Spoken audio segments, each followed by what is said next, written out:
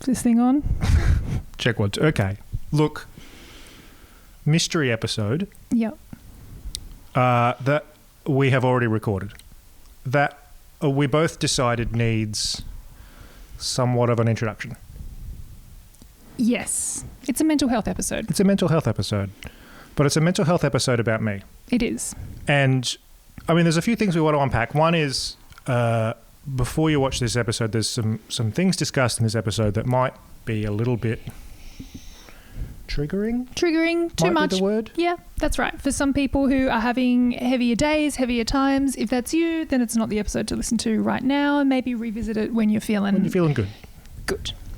Secondly, in this episode, I sort of laid out all of the symptoms that I experienced in the lead up and through a mental health diagnosis. Mm-hmm.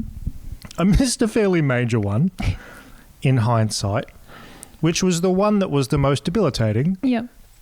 For some reason, just didn't talk about it. Yep. And maybe you blocked it out. I mean, I laugh now. Yeah. That was that overwhelmingly and uncontrollably, I cried. Mm-hmm. A lot. Mm-hmm.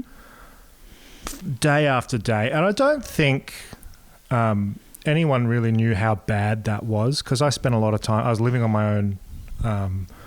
My girlfriend, Carlye, saw it a lot, but not to the extent that I experienced it. Yeah. I would just break down into tears out of nowhere for hours at a time. Yep. And literally sit in the corner and sob. And that's sort of absolute rock bottom, as bad as it got, and that lasted longer than you would like it to. Yep. And I just wanted to point out how bad that got for me. Point out how bad that got for me. Yeah. Because we didn't really talk about that in the episode. No. And I guess for context for people who are about to listen to this episode, or for people who are just tuning into this conversation, we have always spoken about the Impatient podcast being about capturing patient stories, but actually doing something with that. Like, not just having a patient story for the purpose of a narrative and to tell a story for people to listen to, but bringing that to the system and saying, what are we going to do about this problem? I'm looking at so many cameras now. High production value. High production value. And in the case of your story as a patient, we're talking about workplace injuries, right? And we're talking about the fact that your mental health issue stemmed from a workplace sort of root cause. But we know that our capacity to deal with mental health issues that are created in the workplace is not great in this country. The system's not fit for purpose, and we really unpack that in this episode. But I think one of the primary ways that we acknowledge that is that there is no set injury date for you. And I don't think that you could necessarily recall a day that all of a sudden you just started crying at home, right? No, I mean, that went on long before the date of injury that was written on my form at work. Yeah. And so, and we are very close. We spend a lot of time together, and I certainly did not have the awareness of that happening either. So I think that the fact that you wanted to call that out and make that really clear to everyone who is partaking in this story and listening to your story is really important, because it paints a full picture of what happened. Well, I think everyone's going to experience that stuff differently. Totally. That's how it presented for me. Yeah. Along with all of the other symptoms that we discuss later on. But yeah, I just wanted to make it clear that mental health injuries are not a fun time. Pretty far-reaching and pretty all-encompassing in terms of their impact, for sure. And yet here we are sitting today able to talk about it. With a smile. Tweet, tweet. Surprise episode. Oh, bonus ep. Bonus episode. Coming, I won't say live, but coming recorded from some mystery place on a hill. In the Yarra Valley? Mysterious to those listening. Well, I mean, if you follow either of us on social media, it's fairly, fair point. We are filming this. We are. I've just realised. Yep. I wonder if the tripod's level. Camera looks a little wonky. Just got to roll with it. Look, I love a little bit of wonkiness. We're not chasing perfection. Episode 9.5. 9.5 and 3/4. Today, uncomfortably, Yep. we're talking about mental health and me. You. Yeah. Yay. So, Bonus ep, because if you thought you got away with season 1 without actually getting into your own stuff, you were mistaken. I've also just noticed there's some chair sound. Okay. Try and... Or maybe just minimise your butt movement, maybe. I mean, All right. just a suggestion. Welcome. Thank you. Thank you for joining us here today for episode 9.5 9.75. of what are we doing? The Impatient podcast. That's do you let me ask. Do you have like other podcast duties that do you record do you record other stuff? I got a lot on. We're going to talk about you. Got the other podcast is all about being patient. Yeah, that's right. Yeah. Like super patient, totally chill podcast. Yeah. Really relax. Yeah, nothing on, just We call it Zen like patient life. exactly. Should we kick it off then? Yeah, right. I mean, do you want to do anything kind of impatient-y? Or We probably should. Should we do that? Yeah, let's do that. Okay. Before Yep. we make this all about me. Yes. How is your week? How has your week been? How is life? Good, actually. I on. mean, look, I've been taking a new targeted drug for my cancer treatment. Side effects include blisters on my hands and feet that make it difficult to do any task. And to reiterate, when I said, how was your week? Yep. You responded with, Yep. good. Good. Yeah. Okay. Well, Yep. I feel like there's more to the story. Well, I mean, look, any cancer treatment comes with side effects, and you hope that it also comes with cancer killing. Mm-hmm. And blood results indicate cancer killing is underway. Good week. Good week. Yeah. So if you have to take a few, immobilizing, gross-looking blisters on your hands and feet, so be it. And that's what you got to do. Yeah. So I'm good. Yeah. Yep. Over to you. Nice to hear. I mean, how are you? We'll get into how are you in a broader sense. Well, I mean, I thought we hone might in? spend the next, somewhere between 40 and 45 minutes talking about it. So. That's aspirational, but okay. Anyway, how are you? Good. How am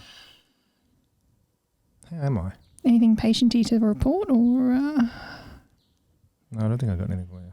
All right. But I said that last week, so I probably should have come up with something. Okay. I've really put a lot of thought into this bonus episode. As you can tell. Okay. Moving on then. Thank you for sharing. The listeners are really appreciative of the fact that you've taken a lot of time to reflect on the state of our health system, your position in it, and share it with them. Well, I have to the extent that we're doing a whole episode about it. Yeah, So my all right. response to you, listener, is, Hang on. be patient. Yeah. It's coming. Go listen to the other podcast we do. Zen patient. Zen like patient life. We should do that. Let's move on. Okay, so I want to talk to you this week about your health. Sure. And I don't want to get, too specific too early and declare what your health is all about, but I think that we have acknowledged over many episodes, primary health issue facing Sean Craig in the recent period has been a mental health related issue. Mm-hmm. So I wonder whether we can start this conversation just by breaking that down, because I feel like we've alluded to it a bit, we've spoken around it a little bit. We've never really dived into this is really the crux of the issue. Okay. Do you want to start with that? Almost like a diagnostic kind of conversation. You're an expert in your own health, so off you hop. So I was never, I was. I'm not sure what my current diagnosis is. Mm-hmm. The diagnosis that I got from my GP, and we'll get into this when we talk to our expert. Won't we just? That if you were lucky enough to be joining us on video, you'd see my hand gestures. Yes. That's all. That's all. I'm pretty sure the diagnosis that got written on the form was something about anxious mindset or anxious state with depressed mood. Okay. which is vague. Yeah. Another diagnosis that got thrown around was adjustment disorder. Okay. Which, again, we'll talk to our expert about to sort of unpack a little bit. But I resented that diagnosis because to me it like implies fault. Yep. Like you'd be fine if you weren't so shitty at adjusting. Yep. And we'll call it like a disorder. So just now for it's a extra disorder. icing. Yeah, exactly. Yeah. Yeah. I don't think that ever stuck diagnostically, but that's kind of that's what was written on the piece of paper initially. I imagine once something gets written on a piece of paper, though, it kind of sticks in your own head. Yeah, it stuck for me. Yeah. I mean, whether or not it stuck for the system. There's all sorts of questions around like PTSD and what are the criteria for that and all that sort of stuff. Mm-hmm. But for context, I work in, let's call it the emergency services. Yep. Dealing with people having much more stressful days than you are. Mm-hmm. At the time you're feeling pretty stressed. Yep. So yeah, that sort of trauma induced mental health issue, I guess, is probably the best way to sort of. And as much as you're comfortable discussing, how did that actually come to play in your own life? Did you notice this as a gradual onset of symptoms? Was this something that kind of... Yeah. I should... we'll pause in a moment and I'll grab my phone and get the list of symptoms and I'll read them out because I wrote down... It was getting hard to go to work and I got to the stage where I'd used up all my sick leave. Mm-hmm. I'd used up all my annual leave and all the other various types of leave that we get afforded as shift workers. I had nothing left and no reason not to sort of take a day off. Yep. So I started taking days without pay. Yep. Without really realising why. Mm-hmm. Just that I knew I didn't want to be at work.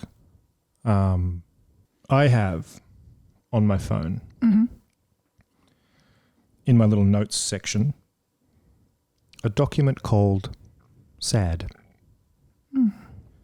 And in it, I've sort of got a calendar of what's happened, dates and what I was feeling on that date, trying to, like at that time, for the purposes of work cover, trying to make sure all the ducks were in a row. Yep. But in it, I've also written down all the symptoms that I experienced. Yep. I'll read them to you. They're in no particular order, just things that I felt that were unusual for me. Yep. Chest pain, shortness of breath, abdominal pain, weird headaches, general irritability, lacking patience and empathy, which where I work is problematic. Lots of difficulty sleeping, lots of insomnia, stress dreams and nightmares, pretty severe memory issues, particularly short-term memory issues, like forgetting if you just said a thing that you just said. Yep. A lot of difficulty concentrating generally, and then making lots of mistakes. And at work, in the sort of work that I do, that's dangerous. Yep. For the patients that I'm dealing with. Loss of appetite, lots of mood changes, no motivation, no social desire, like not ever wanting to go anywhere or see anyone or talk to anyone. Yep. And lots of alcohol use. Like I love alcohol, always have a glass of wine. But I found myself not drinking to like intoxication, but drinking more frequently and in greater volumes. Yep. And it wasn't until I sort of was at the stage where I acknowledged that I couldn't be at work that I wrote that list and went, well, something's clearly not right. So I went to see my GP, who is phenomenal. Yep. He referred me to a psychologist and started the work cover process. Yep. Was it fairly apparent to you or your GP or anyone else who you spoke to that what you were experiencing was directly related to work for you? I think that's really interesting from... Sorry, that's my alarm to remind me to take my medication. So sorry about that. Should we do that? I feel like we should do that. Short intermission. We'll be here. We'll wait. Meanwhile, back at the ranch. Brief introduction. Beef interruption. Beef. This is a beef interruption. That's a rural joke because there's cows out there somewhere. I'd like a beef interruption. Do we have any snacks? So I think it maybe to the people around me, specifically one person, my partner, it was probably obvious that it was work. Yep. To me, it became obvious that it was work. I mean, it's not hard to connect the dots, right? Like dogs. Jesus. We can't speak in the country. Like, there are circumstances that it's difficult to get into because I don't want to, throw my employer under the bus. Totally. Got a really good relationship with them. Yep. Still work there. Yep. So I don't really want to talk about them specifically. Yep. But there were circumstances that are pretty easy to point to as causal. Yep. And things started to improve rapidly when I stopped going to work. Yeah. Okay. So yeah, the doctor hit the nail on the head pretty quick. Yeah. And I think that, it's interesting, right? Because we were having a discussion around, okay, well, we're going to get into a discussion about your mental health and what's gone on and the fact that you've had to have treatment for that. And that's obviously fallen under the category of a work safe, work cover related claim environment.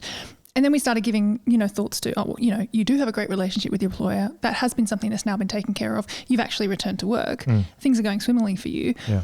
And we've been really conscious of, how do we make sure that we don't, blow anything up with your employer? And that's, I think we've actually both taken stock of that and reflected on that and thought, it's almost disheartening that that's the first place that your mind leaps to is the litigious nature of this environment, right? Of the fact that you just can't be a human, a patient with a problem that gets treated, solved, handled, and we all move on without a discussion of, but what about some sort of litigious discussion? Yeah. What about the legalities of it? Who's suing who and what? And when you sit down and you Google WorkSafe or WorkCover, that becomes very apparent very quickly, right? Because the top 67 results are ads. Yeah. And they're all super empathetic and ethicallawyer.com. Exactly. Come check us out. / you've been injured, we can help. Yeah, we can help. No fee. No pay. Yeah. And I think that that's like a really dangerous thing. Yeah, I agree entirely. Because we're talking about in the context of our discussion here, but also more broadly, Victoria, the state we live in, or Australia, and I'm sure no doubt the world, the number of cases that are related to mental health, workplace injury are on the rise. Yeah. And yet we can't really have a discussion about that problem without first leaping to, but who's going to sue who first in this situation? And that's a really negative thing. Yeah. And again, when we speak to our expert, I think that I'm really interested to sort of unpack, is mental health really the household name that we all hold it up to be, right? We all say that we're all about mental health. We've all got these, workplace kind of programs to make sure we're looking after it, normalizing it, making it part of the discussion. There's a few things, but I'm going to go to one thing that is close to my heart. So let's just introduce Carlye.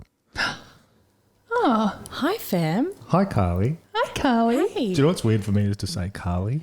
You never call me Carlye. So Carlye's my girlfriend. Carlye's also a psychologist. Not my psychologist, obviously. But her name's not Carlye. I never say that. I think I've said that 3 times in my life and they've been in the last 45 seconds. What do you call me, Sean? I don't know if we should go there. Do it. I'll say it. Do it. Your primary name is Hog. Now, he's so kind. It's important to address that this is not some sort of farm-related joke. I know I've put on weight. Gyms have been closed for a while. This is more specifically at bedtime when we turn the lights out and I roll over to go to sleep. Careful of the detail, Shane. There's never any space for me. Okay. Because she hogs it. Okay. So she is the hog. And I think if you look at our size difference, then it probably adds to the fact that I'm 6'4" and you're about 3'2", I think is the official. official measurement? 5'2". 5'2". So I was close. Yep. You would expect that I would have a bit of room. Yeah. Not the case. Even some equality in the bed. No. L Hog is breaching the centre line. A year ago, more than a year ago, probably less than a year ago, we had the idea of recording this like mental health discussion before we had talked about a podcast. Okay, well, no need to get hoggy about the concept. Who did it first? Yeah. Yeah, exactly. We recorded one episode and never did anything with it. We call it the Blue Couch, which I thought was a great concept, by the way. The first question I asked Carlye, which is the first question I'm going to ask you right now, is, does mental health have an image problem? Ooh. Sean wants me to say the S word. Yes, word. Let's talk about stigma for a moment. Interesting. It's a good word. Image problems. Not necessarily as a patient, though, but as a... Sorry, I interrupted. Sorry. It's okay. Start that again. Does it have an image problem? Look, this is a tricky one to answer because I think in recent years it is becoming more and more of a household topic. Mm-hmm. There are numerous celebrities that have come out now, talking from sports people to Hollywood, all sorts of domains of the earth that I suppose disclose their mental health issues, thus reducing their stigma. I think if we look at the context of mental health, it's, we started in kind of psychiatric asylums, right? And we've still got a long way to go before we work backwards from mental illness to mental health. So I think in the sense of mental health, I think it's becoming more and more prominent as a topic of discussion that people don't feel ashamed to talk about, that they don't feel like they need to hide it from others. But I think we've still got a long way to go in terms of helping people understand what mental health is and mental health conditions are.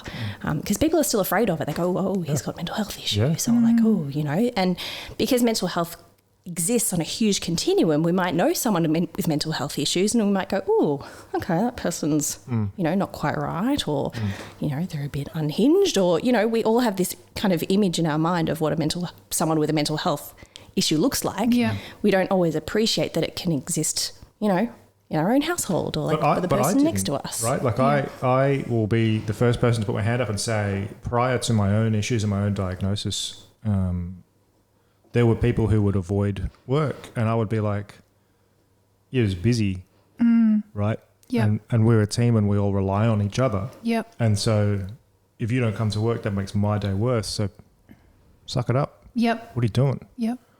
That was my mindset. And that was the mindset, I know that is still the mindset of a lot of people at work because you rely on the numbers to take off the burden of the individual, right? Yep.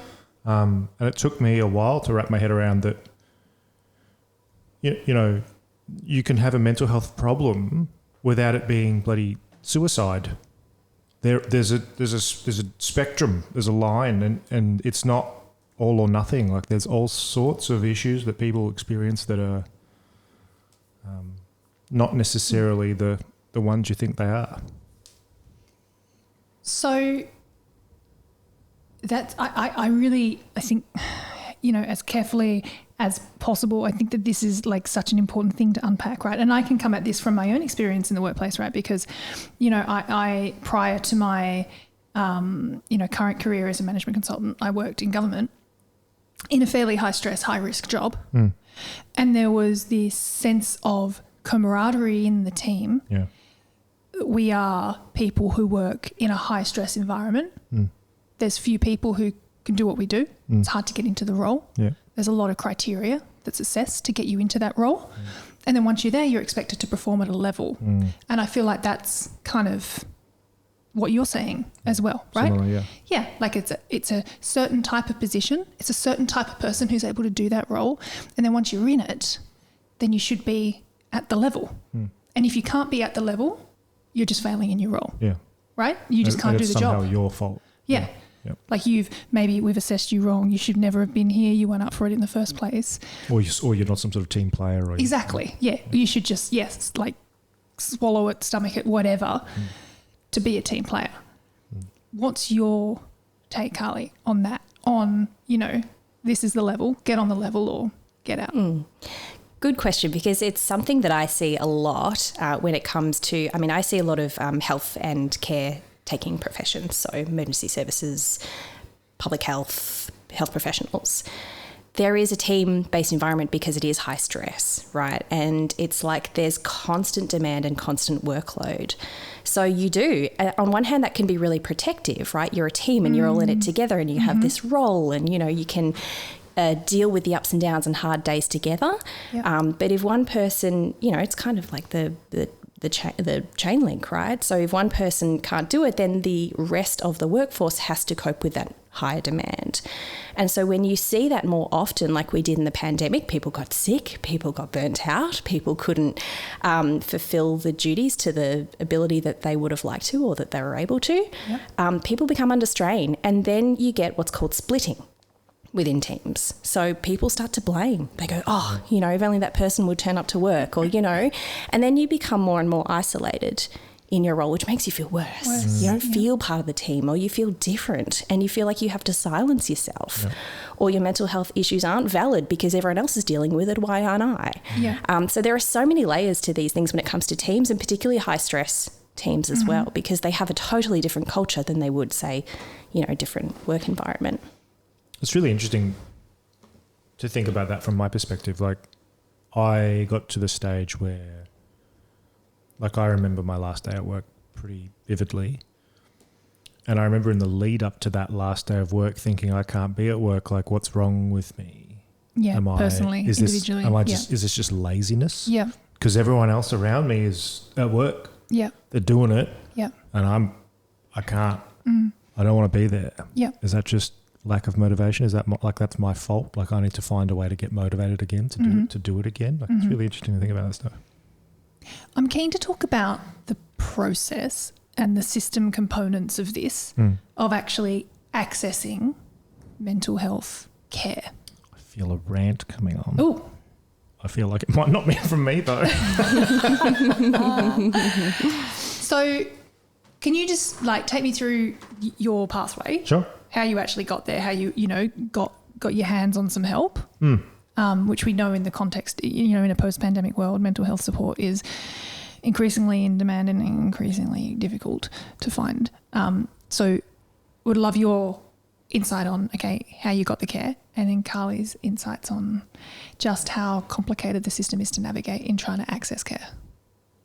I got care. So anyone that works in a sort of remotely stressful sort of workplace will be aware of, particularly if it's government. I'm not particularly familiar with private sector stuff, but EAP programs, employee assistance program, exist sort of almost universally at government level, right? Like, I won't say they push it on you.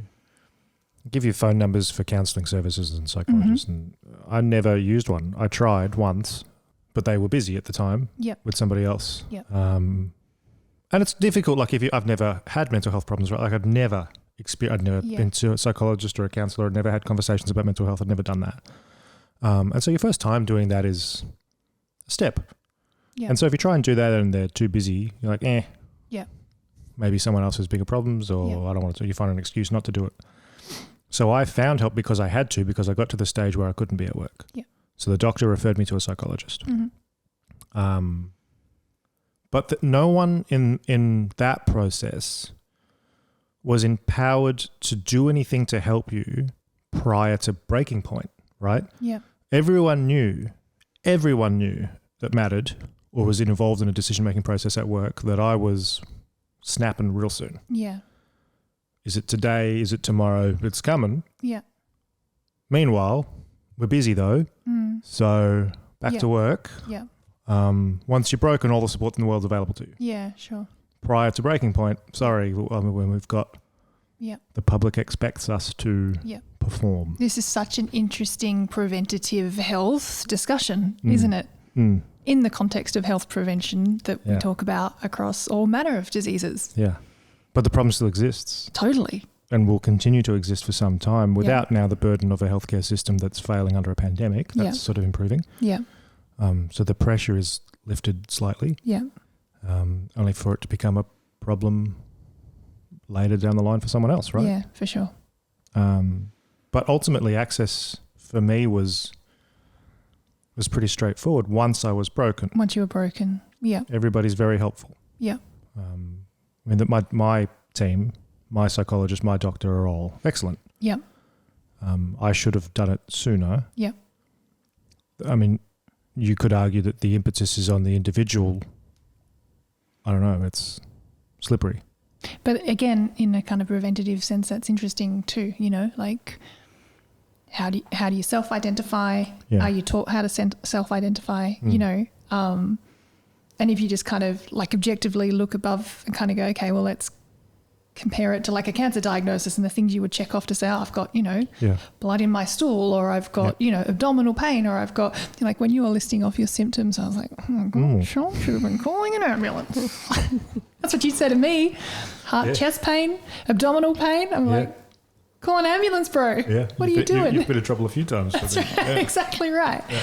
But yeah, that kind of preventative question, and where does the onus sit? Yeah. And then when you further complicate it by making it, you know, a work-related issue, it gets really messy. But like, I mean, you could probably speak to this more than any of us, but I think that people that work in healthcare in some degree are like the last people to phone for help, right? Yeah. All the research points to that, that we put others before ourselves, and we go, oh, you know, we are the people that care for others, and therefore who's there to care for me? Or therefore, you know, I should be able to deal with it all on my own. I'm glad you raised the access point there, because you sought help, right? And you're right that the onus often is on the individual to recognise their own symptoms and to go and see someone. And yet, look, that access was barred, wasn't it? Oh, they're too busy. They must be helping someone who needs it. And therefore I'll just get back to work, you know? Yeah. And so I think that access point is really, really important, that we have to make sure that mental health access should be for anyone, because anyone can experience a mental health difficulty at any point in time. Yeah. And so that deterred you, right? You didn't go back for, you know, until I was broken. Until way down the track. And it's kind of interesting because there are so much more supports and funding and options available to you once you enter the pointy end of the system. So once you've got that approved claim, sure, have all the support in the world. But there's not a lot in the lead up. There's not a lot of preventative stuff, and there are so many barriers. You know, whether that, you know, you can't get an appointment for preventative issues, or, you know, a lot of the employee assistance program, sure, have 3 sessions, go for it. You know, get yourself some help. Like, what are you going to do in 3 sessions, you know? And so all of these things send messages to people like, oh, I should be fixed within 3 sessions. Or, that's, you know, how long I should be. Yeah. And anything else you're experiencing maybe isn't a symptom of mental health, and maybe that's something you ate or whatever, you know. Absolutely. And I find it really interesting. So a typical pathway for someone who is experiencing mental health symptoms is to go and see the GP. They may or may not write you up a mental health care plan, which then can give you access to a mental health professional for up to 6 sessions at a rebated rate. So Medicare will reimburse you, or some people bulk bill, so there's no out-of-pocket fee. Really fascinating that imagine if you went and saw your GP and needed an oncologist and they said, have 6 sessions. Go for it. You know, you're fixed by then. And I find that really fascinating, that how come mental health is treated so differently? A lot of people don't know that, you know, again, so many access barriers to that, because typically you would need a double appointment for a GP, which costs you more, and the GP gets paid for it less. And so, you know, you book an appointment, you think, great, I'll see the GP for a normal session. You don't know that you need a double session to do one of these paperwork heavy plans. And they probably send you away, or they go, book another time with me so we can talk about it properly. And you go, well, this was really hard to make this appointment. And within that session, in order to access your mental health plan, in order to access a professional, you need a diagnosis first. And so in that, you know, 20, 30, 40-minute appointment, they give you a bit of an assessment. They go, right, you've got adjustment disorder. Off you go.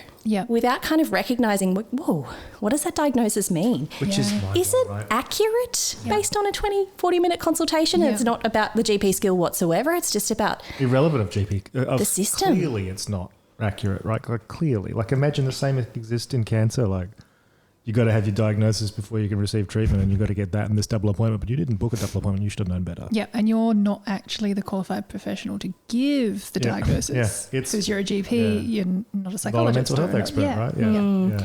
I find these inequities really fascinating when it comes to mental health. Fascinating is the most polite I've ever heard you address this ever. But I think, sorry to interrupt. No, go. No, well, I think when we talk about something being a growing systemic problem, burden on the health system, you know, like, and we're not funding it directly and with equity in mind and with access in mind, you know, like so many of these issues within our system around patient access come back to, well, how have we thought about this problem from a funding perspective, right? Because Medicare is not infinite and we can't just publicly fund every single thing that's available to us.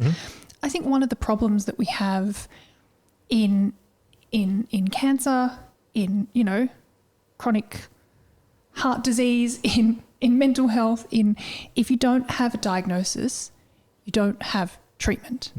And there are so many people at the moment running around with heart disease who don't know. There are so many people running around with bowel cancer who don't know. There are so many people running around with mental health issues that don't know. That if they were caught now in this current sort of experience of their disease, perhaps it could be managed in a far more productive way, in a way that produces a better outcome for them ultimately as a patient, and in a way that is going to ultimately drive costs down in our health system to a more palatable level for everyone. But that preventative question or that early intervention question is so difficult to manage in a system that isn't structured with the patient first and with access first and with equity first and with the outcome in mind. That's a comment, I guess. Yeah, but it's a valid one. But I don't think that, I mean, my experience of this process is that none of it is sort of created with the patient in mind at any stage, particularly the mental health bit, because like work cover, the form that you fill in says what's your date of injury. Yeah. I mean, I'm not a mental health expert. Do mental health injuries come with a date of injury? Not typically, no. So how am I supposed to fill out that form? It's a legal form, right? Like I got to put a date on there, but I mean, can I put a range? Yeah. No. Over a period of time, yeah. And you know, it's often refuted in workplaces. Is it the date of your first symptom or is it the date that the workplace made aware of it? To go back to your, you know, trajectory through this, do I use the word lucky enough to have had an injury form submitted on a particular date at work that was related to but that's because mental health? Yeah, I mean, that was lucky to an extent. Luck is a word, but I had, you know, people around me that understood Support. the process and understood the requirement for that form to exist. Yeah. And that's why. But that's navigation, right? Yeah. That's navigation through a really complex system, right? Which brings us back to, if you've got the benefit of people who understand the system, know the system and can advocate on your behalf when you're really incapacitated, really vulnerable and not capable of your own advocacy, not capable of your own navigation. Which brings us back to this point that I kind of wanted to steer to you on, Carlye, which is just how many pathways are there to mental health support and services in just in the Australian context? Yeah. How long is a piece of string? And again, if we look at the differences between the physical health sector, typically, correct me if I'm wrong, Nicole, you sort of got the public and private. Yep. And yes, it can be really tricky to navigate. Yep. Mental health is so much broader than that. Yeah. And yes, thankfully, we do have a few kind of preventative aspects like your EAP or, you know, for example, your local council might have like a counsellor who kind of, you know, sits within their centre or things like that. You know, we have so many, even at a government level, so many different funding streams, which makes navigation an absolute nightmare. Yeah. On one hand, I think it's sort of helpful in that, you know, there's an awareness of mental health existing on a continuum, and therefore, you go, you know, to this funding source if you're at this end of the spectrum and various things, but no one knows that. And as Sean can attest to, it changes. Yeah. Mental health is episodic. You feel better on different days than you do on others. And it's like, where do I fit within this system? Yeah. You know, there's lots of access points to all this system. There is not a lot of seamless integration between them. So if you no longer fit an eligibility criteria, if you no longer meet criteria for that diagnosis, we'll you know, what's called step down. We'll step you down to a different tier, which might mean a change in psychologist, might mean a change in practitioner, which is really not patient-centered, person-centered, No. because you form a connection with someone, you share your most vulnerable times and moments with them, and you go, oh, well, I've had my 6 sessions now, but I'm a bit more complex than that, and therefore I need to be somewhere else. So we don't do that well. We don't do transition points. We don't give people a lot of choice when it comes to the mental health system. Why, or can you think of any good reason why a GP would be a gatekeeper to mental health care? To go back to our previous discussion point. Yeah, 2 reasons. General practitioners are central to people's care journey. They are the primary health practitioner, and they are the central point for information and for helping, coordinate referrals and other care aspects. There is an old school of thought in that psychology is relatively new when it comes to the medical field, and we've fought really hard to be part of that Medicare system. And on some level, people may feel that that encroaches on the psychiatry space, which is very heavily medical. And so, the nice blend between allowing psychologists to provide care is in conjunction with a GP. So, there are benefits to... With a real doctor. Right? Benefits Calling to it what it is. centralising, benefits to being a team-based approach. But the gatekeeper's a really interesting one, because you've had this experience, I've had this experience, going to a GP and you go, I'd really like a referral to see a psychologist. And they go, try these pills first. Yeah, I was about to bring it up. Come back in 4 weeks and let's see how you feel. Yeah. So this happened to me when I had my GP. So when you go on WorkCover, you have to complete a certificate of capacity. Your GP has to, where you say, there's 3 checkboxes on it. One says you have full capacity for work, one says you have a reduced capacity for work, and one says you have no capacity for work. Yeah. What's the diagnosis? What are the symptoms? I assess this patient on this date. Signed, doctor. Yep. Lots of love, see you in 28 days when it expires. Okay. So someone like me who goes through this process and took 10 months to get back to full-time work, ish, you have to do a new one every 28 days. Okay. So you get to know your GP really well. Yep. Is you're hanging out every 28 days. Yep. One of those days, my GP had COVID. So I had to see a different GP. And it was very early on. Whenever I would talk about it, I would just break down in tears. Yep. And I was really stressed about having to go see a new doctor and tell the whole story again. I just know it would bring it all back up again. Yep. I didn't want to do it, but I had to do it because I had to get the certificate or I didn't get paid. Yep. I broke down in tears. The doctor said, I think you need to take some medication. And I was like, I think I would leave that up to sort of my treating doctor and my psychologist, and they know each other well, they communicate. If one of those people suggests to me that medication might be the best course of action for me, then I'd consider that. Yep. I don't, with all due respect, doctor, I don't know you. You certainly don't know me. Yep. You're judging my requirement for medication based on the fact that I'm crying right now, and that feels speedy.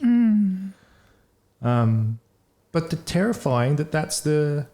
I don't want to poo-poo mental health medication. It's got its place for people that need it, right? It's got benefits to people that can benefit from it. Yep. But that it is the first course of treatment from the person that is the gateway to all forms of treatment seems not right. Well, I think this comes down to wanting choice, control and options, right? And you'd hope that any good health professional will give you those choices and help you make an informed choice.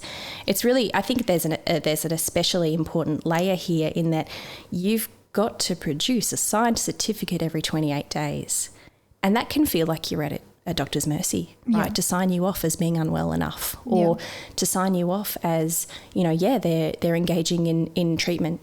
Yeah. And, they're doing all the right things to get better and get themselves better. Yeah. So there's lots intertwined in this, because I don't know about you, Sean, but I hear a lot of people feeling really exposed about the pressure to get back to work, get better. Yep. And I just kind of think, even just that 28 days, where does that come from? Yeah. Is that the amount of time it takes to recover from an ankle injury or something? Totally. And people go, here's this form that applies to every single health condition, and off you go. It's not a lot of time. And the expected return dates on the form as well, which for a broken leg or ankle injury might be a thing. Yeah. For a mental health injury, it just creates more pressure. Yeah, that's right. Because it's a disease, it's an injury that you don't understand at the outset, right? It comes with so much complexity. I think there's also some differences in various professions around how long things take and the benefit of time, particularly in the work cover space. People say, you know, the earlier you get back to work, the better. But in some cases, the earlier you get back to work, the more traumatizing that's going to be and the worse you will be in the long run. And I don't think there's a really common ground. I don't think we have a consensus here because I want people to take their time, because I know that workplace injury does not just affect their work. Yes. You know, more often than not, and Sean, we've used this term before around a moral injury. You know, nothing happens in isolation. You don't just take someone out of a workplace and that completely disappears as well. The essence of trauma, essentially, which is the main thing that underlies a lot of these injuries, is that people feel completely helpless. They feel like something has overwhelmed their capacity or has changed their life or their worldview in some way. Like that doesn't recover within 28 days. It takes a really, really long time to rebuild those building blocks. Also remembering that we pick up on mental health issues really late. So it's much, much harder to get back on your feet and say, you know, of course, broken ankle. No pun intended. I used to get so stressed. Like I used to freak out so much about those 28 daily meetings. You remember? I was like that was one of the most stressful parts of the beginning of this process for me, was that like I got to go back in and try and convince a doctor that I can't do this. I can't go back. I'm not ready. And everybody on my team involved in this process absolutely understood that. But I didn't understand that they understood that. Like the normal process for everyone else going through what I was going through was, 3 to 6 months. And I remember month 1, month 2, like I was like, I got to go back in and do this again and try and tell them not to send me back to work again. Like I can't do it. Can't. Terrifying. Really terrifying. You touched on financials a little bit, and Carlye, you have too, in talking about, the sort of access to a mental health care plan and the fact that you've got, these are the number of sessions you get that are covered under Medicare. I wanted to just dive into that a little bit more, because we've spoken about financial toxicity in general in patient land, but also if you don't have money, you don't get access to care. What was the financial impact to you? Massive. So there's a couple of things. Work cover. So all of my treatment is supposed to be paid for by WorkSafe. Because in Victoria, I don't know what the legislation is. I think it's state to state. It is state to state legislative, but then you've also got this is a complexity also in healthcare that we need to sort of draw out for everyone to be aware of all the time, is that there's this constant battle, state, federal. That's a federal funding issue, which the states would say, and the feds would say, no, that's a state-based issue. You need to go speak to your local representative. And there's that constant tension. Constant push-pull, So the insurance company that my employer uses to pay work cover claims has, as it's probably legislated, it's probably prescribed somewhere, I imagine, maximums that they will pay. Sure. My doctor, I imagine it's probably the Medicare rate for appointments. But every single one of my treating practitioners charges more than Medicare. Sure. So I got to make up the difference. So every 28 days when I go to the doctor, I suppose it's supposed to have a double appointment, which at my doctor's like $140. I can't even remember. But I know that the Medicare rate's less. So it would cost me somewhere around $30 or $40 to go to the doctor this month, which is $30 or $40, whatever. Except that on work cover after 1 month, 2 months, I can't remember what the dates are. I should have checked all this stuff. Sorry, everyone. Your pay goes down to, so your initial pay is 95% of your regular wage, and then it goes down to 80% of your regular wage, which is what I spent most of my time on. And if someone said to you, hey, I'm going to take away 20% of your income and you're going to carry on living, you'd probably push back. And they'd say, no, that's compensation for your injury. Here it is, lay it out on the table, enjoy yourself, but we're not going to pay you superannuation, by the way, the first 12 months of this. So don't get used to that. the financial burden's pretty massive. Massive. And I would suggest, I don't have any data, but my guess is, I've got anecdotal data because I know people that have sort of gone through this process too. One of the things that pushes you back to work the quickest is the fact that 80% of your regular income is not enough money to survive. Yep. So if you've got a family or people or dependents in any way, you just can't afford not to be at work. Yep. And so you push yourself back to work well before you should clinically, right? Yep, absolutely. It's a bit of a carrot, isn't it? Being like, oh, we're not going to pay you full capacity so that we incentivize you to get back to work. But of course, if you're dealing with a mental health injury or an issue, financial stress is really stressful. Yeah. It's going to add to that, right? So how are you meant to recover easily? Problem, right? And I mean, I can attest to this and Sean can attest to this. It's really not easy to get those rebates back either. Yeah. You have to chase them. You have to be super organized. You have to go, right, okay, this appointment, I paid this much and I've got my receipts and then I send it through. Did I send that through? And it's just like, how do you meant to do that when you're trying to focus on recovery? I know I'm not very organized when I'm not having a great day, let alone, your whole life's just been turned upside down. And they're slow to pay too. Yeah. Real slow. Like you wait a couple of weeks for a payment back. The financial stuff is tricky. But important to, and highly individual to different scenarios, different workplaces, different what have you. But I think important to acknowledge, because I think, again, it's potentially something that's not thought about, not understood as a kind of an impact to access. Yeah. Yeah. Yeah, totally. I want to go in a bit of different direction, if I can. She's gone. I think she's gone rogue. I don't know if I should let her do this.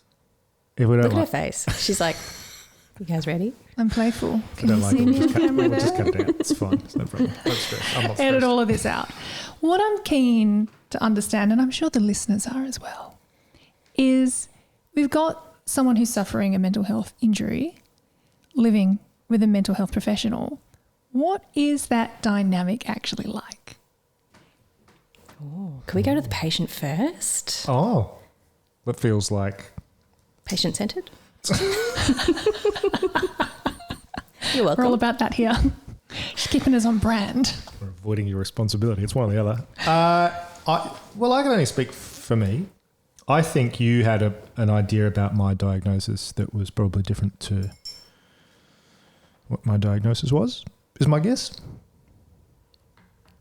We had a very confirmation early. distinct conversation about this. Did we? That short-term memory loss there, mate. Don't worry about that. Because I remember driving you to your GP appointment and you go to me, what do I say to my GP my diagnosis is? Yeah. And I said, Sean, he's your primary caregiver.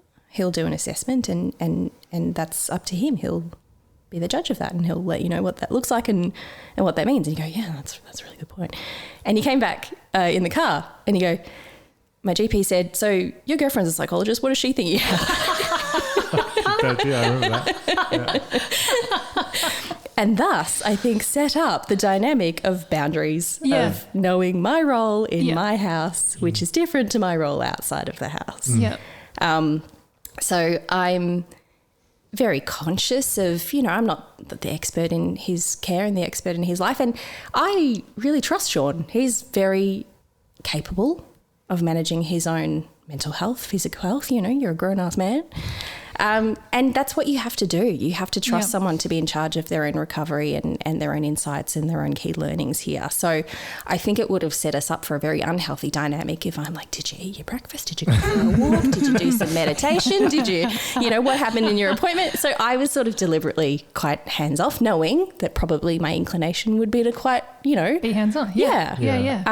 So and not like in the bedroom later when you're trying to get in the bed. Yeah, like would you just, there's a line down the middle, you stay on your side, I'll stay at the hog. Such a hog. Such a hog. But, that said, that wasn't my understanding of what you were doing. Like you're probably expectedly very, very good at listening and talking with about this stuff. Yeah. Because you've got good advice. You're a good listener. So, from that perspective, I think I was really fortunate, right? Like, to have someone that knows how to listen in those scenarios is helpful. Because, again, me 18 months ago, being the person that was on that end of the stick with somebody else, I'd be like, no, just go back to work, man. I don't know. Yeah. What do you want me to say? Yeah, exactly. No yeah, idea. isn't this work's problem or isn't this? Yeah. You work in that. Yeah. Book a holiday. I don't know what job. to do. Yeah, exactly. Yeah. Anything further to add? You look like you have another comment. I think there was. I think if we also kind of cast this question over pre-injury, right? And we didn't live together at that time. No. But certainly, I saw the signs of calling in sick, dreading going to work, not sleeping well, and of course not performing at work. So you're dragging your heels through, and you need that downtime afterwards. There was a sequence that led up to that, and I remember another distinct conversation in that final week. And I said, "Shawnee, you sure you want to go to work this week? Just I think it was a short week for you anyway." And I said, like, just take the time. Like you said. You've got no sick leave. I can't afford it. I remember the discussion. Yeah. I would have had to say unpaid days. And I was like, I can't afford it. Yeah. And isn't it interesting? We think about, it's not fair that you would have to take unpaid leave to do that. Yeah. But if we think about, that level of investment, taking 3 days unpaid and the, kind of what happened afterwards. Yeah. Would that have solved that problem? Well, I don't know that would have solved it, but it just goes to show that we don't put our own mental health first. We don't see it as that's right. worthy enough to take unpaid days. I think unpaid days are a bit of a foreign concept for most people because we all have bills and other things to... Yeah. Well, the thing... Totally. Well, okay, this is just one major thing we need to unpack here. The thing that I resent the most about that statement is that I wasn't performing at work. I'm a high performer. Always have been. And I'd just like to point that out. So... Sorry. On the record. Carry on. That's all. Okay, well, let's scroll quickly. You did note in your document name, Sad, that there were some performance issues at work. So you don't you take us. Okay. Don't you dare. I'm not scared for this. Can I just... Don't think I can say it. Go on, say it. There were times where you were a little more loose with brakes than normal. So, get off your high horse. I notice everything. Dismounted. Yeah, dismounted. Next question to Carlye, as we delve deeper into the psyche of the psychologist. How do you not go through life thinking, I've got the powers, I'm going to fix you, I'm going to fix you, I'm going to fix you, I'm going to fix you? Because in a place where we've got such tough access to mental health professionals, I'm interested in just your headspace as a person who's got the power to fix more patients. How do you manage that? That tension in your own life, in your own head, day to day? Yes. Good question. One kind of like makes me answer on a personal level in that, when I'm interacting socially or meeting people, I think my skill set and inclination is such to understand people. I think we're taught as psychologists to be non-judgmental and think about all the different factors. And in that sense, it comes with a bit of appreciation. It's more just a natural inquiry. Oh, what's going on for you? Again, I think if I were to just give and give and give and give, I'd have nothing left. Yeah. And so I think it just comes back to that, having really healthy boundaries within myself and being like, well, they didn't ask me for advice. They didn't ask me to treat them. It would be inappropriate to do so. And I think, yes, sometimes with the people you love, you want to like jump in or you want to give advice or step into their world and be like, have you thought about this? Yep. It is in my nature not to bite my tongue. Yep. Right? Like I would always say, like, why are you laughing over there? I just don't got something to say. Have you thought about... Because, the thing that is blatantly obvious to me here is that not 17 seconds ago, Nicole looked to you and went, you've got something to say. Yeah. Because you get this look on your face like, I've got something to say. Yeah. I suppose in professional world, like we have been absolutely slammed the last few years, and that's been really hard to say no. Yeah. And it can be devastating, right? I tell Sean all the time that I get voicemails being like, can you just fit one more in? Or can, it's awful. Yeah. I suppose, we have to be really mindful of looking after ourselves. You can't be in this industry if you can't look after yourself, put yourself first. And ultimately, if I'm well, then the patients that I do have are also well, and the people that are around me are also well. So you have to look after, you have to preserve yourself because it is a never-ending pool of demand Yep. So you have to find a healthy balance around managing that. That said, if there's someone who is desperate for help and doesn't feel like they have an access pathway, what's your, you know the system better than us, better than most, what's your recommendation? What's your recommended pathway? What's your, you know, if you're in a zone of I really need help, or this conversation's resonating with me, where do I go for help? Where can I turn? Yep. I think as someone who knows the system very well, you are able to get quite creative. Yep. Even if it is a little bit of a stopgap, even if it is some self-help kind of options beforehand. You know, there are lots of access points anywhere from your own workplace to your local government area to your GP. You know, psychologists are not the only mental health professional. You know, there are social workers, there are counsellors, there are OTs, there are psychotherapists, you know. So whilst it is incredibly difficult to navigate, I'm more than happy to always help someone navigate. Sure. You wanted me to say like, no, go see someone else. No. That's a good answer. No, but I think it's about like you know, and I think that we need to acknowledge, obviously, in the case of all mental health discussions, we will always acknowledge if this is raising issues for you. You know, like there is Lifeline as a service, for example, right, that is there and is available. But I think it's about acknowledging that, you know, I think people would have the perception that, oh, that's you know, if people are experiencing suicidal thoughts or something, that's what that's for, you know? And if I'm not at that point, then I must just kind of continue to kick along, or continue to, you know, and hope to get an appointment with my GP that's of the right length, that they'll fill in the form and it's not too much of an administrative burden. And I guess just being open about the fact that there are different pathways to help, you know, and that there are different ways to navigate that yourself as someone who's potentially looking for help. And I think coming back to the conversation around access is not just securing an appointment or being able to fund it. Access is having a welcoming introduction to the sector. And making sure that the person you see, even if they're not the right person, or they don't have capacity, or it's not their area of special, you know, expertise, let's get people to where they need to be. Because more often than not, if you say no, they're just going to give up. They're not coming back, right? Yeah. So true. Good stuff. Is there anything else that you want to discuss, Sean, from your perspective, your experience, key takeaways, you know, all of that? I mean, if you're a person that, like me, was at work when you probably shouldn't have been, it may be because you're failing to recognise symptoms or the causal relationship. I wish I had jumped on some of that like work provided assistance. Yep. I tried and failed once. I should have tried again. Yep. And I don't know where that would have led. I probably should have seen someone outside of work separately.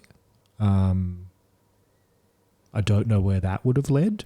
But, I mean, something had to have happened for me not to get to where I got, and I could have been sort of an intervener in that process had I known. Yep.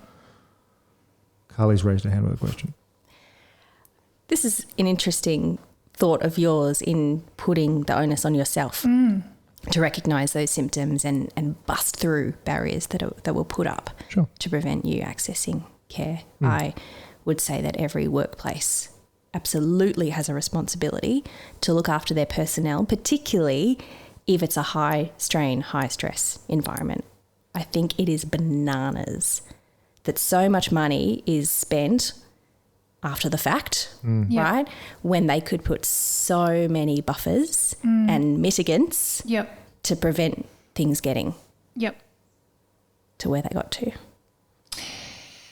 Bananas. There was a high court in doing my research. Oh. For this episode. Glad someone I can't get too specific on this because I didn't do that much research. And it's chemo brain. I mean, because I'll always fall back on that. Cool.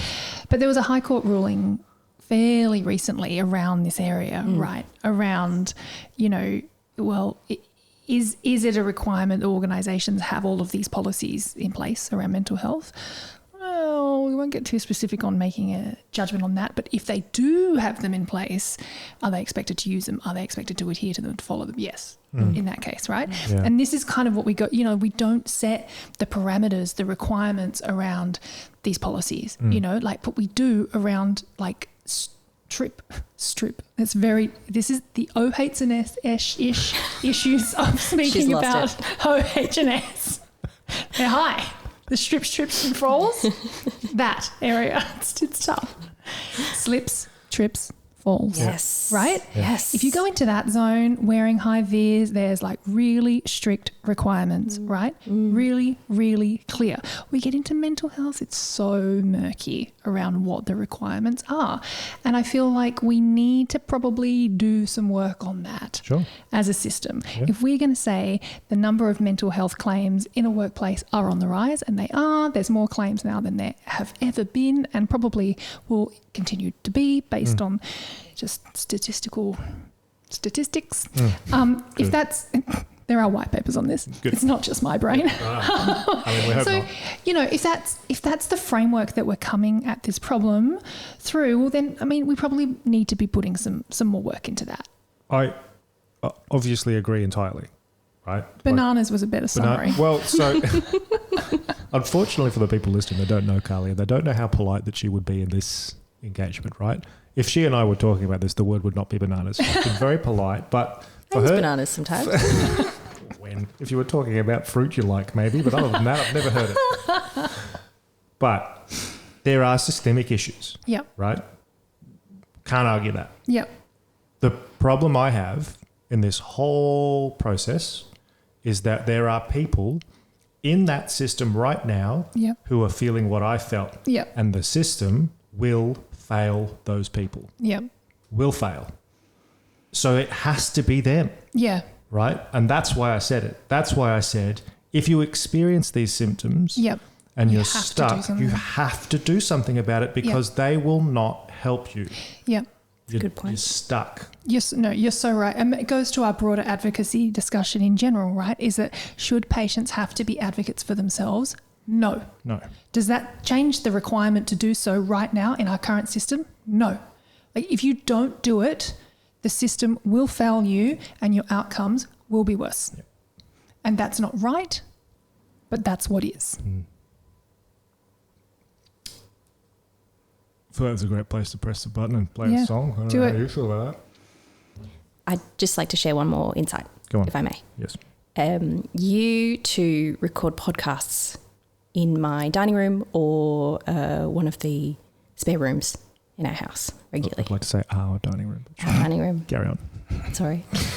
I actually didn't know that the music played through your headphones when you record. Oh, you didn't?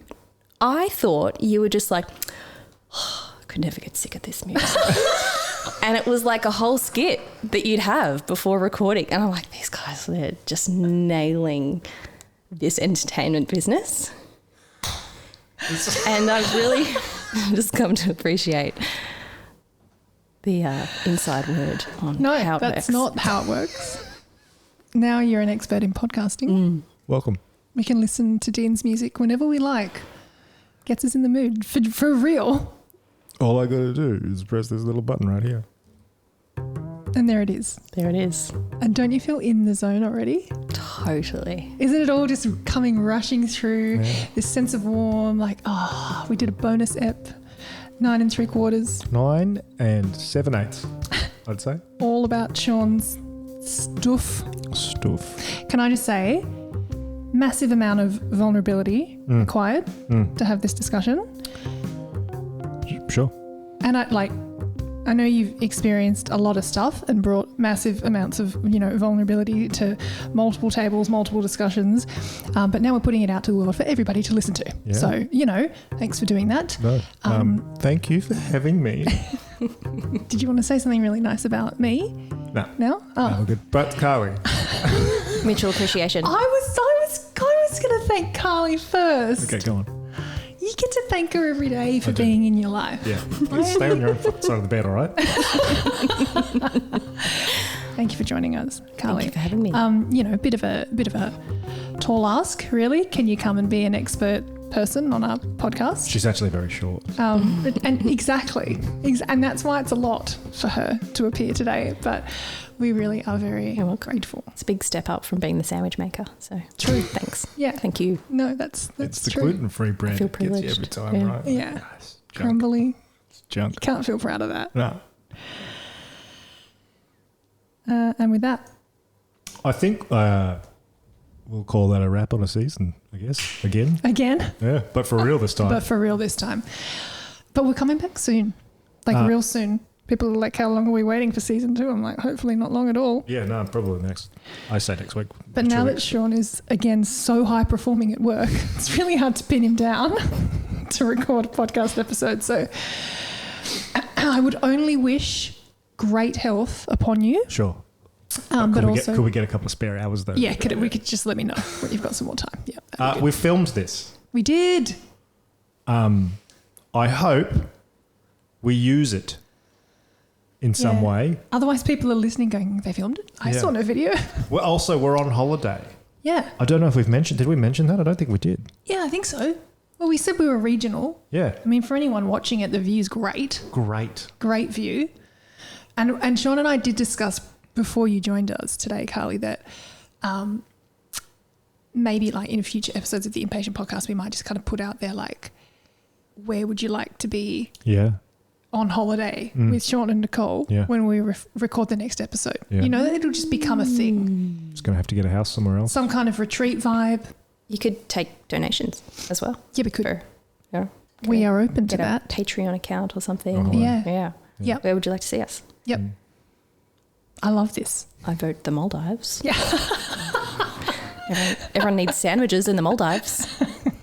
Yes, because that's now. good. Don't come as partner and mental health support. Come as Catering. as support crew. Podcast support to the production. Mm-hmm. Good. Okay, Good. Let's Agreed. Let's wrap this up. It's getting Namaste. It was at Maldives that it got out of control. Sorry, that was me. And Rogue. Thank you for coming. Thank you for, thanks. Bye. Bye.